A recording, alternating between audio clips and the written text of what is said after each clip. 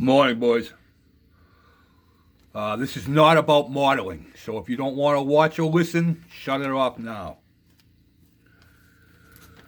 The family of a World War II airman from Marlborough is planning to bury him this summer in their family plot, more than 75 years after his plane was shot down in Southeast Asia. Technical Sergeant Alfred R. Sandini, who served in the Army Air Force's 22nd Bombardment Squadron, 351st Bombardment Group, is scheduled to be interred July 20th alongside his parents at Immaculate Conception Cemetery in Marlborough, according to his nephew. As kids, we really looked up to him, Chris Sandini, 60, said. My dad instilled in us respect in our veterans. It was a great badge of honor for us. Defense officials announced in April that Sandini's remains had been identified using DNA technology and other measures.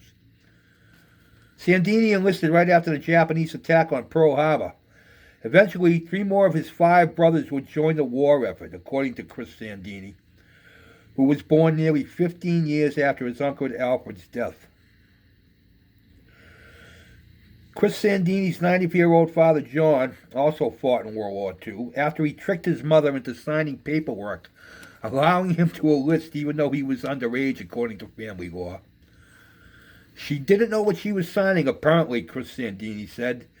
That just goes to show you the sense of nationalism and pride that generation had. On February 15th, 1944, 25-year-old, the age always gets me, 25-year-old Alfred Sandini was the radio gunner aboard a B-25C Mitchell aircraft, carrying 6 crew members on a bonding mission against the Dolan Bridge in the Than Ho province of what was then French Indochina and is now Vietnam, officials said. The bomber is believed to have been struck by anti-aircraft fire and it crashed into an island in the Gulf of Tonkin, killing all 6 crew members. Sandini's remains were not recovered.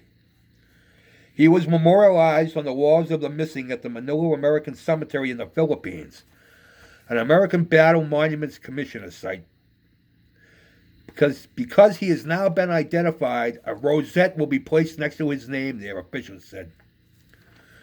For years, his family maintained hope that he might have survived, particularly after some of his belongings were recovered and returned. His mother in particular held on to hope she would see her son again. She never fully recovered from it, Chris Sandini said. She was very hopeful that he would be found, and when he wasn't, one of her last wishes was that he be buried next to her. The identification of his uncle's remains began in November 2016 when analysts from the Paul Meyer Accounting Agency reviewed files related to remains recovered from a burial site in French Indochina in 1949 and interred as unknowns in a U.S. military cemetery in Kunming, China.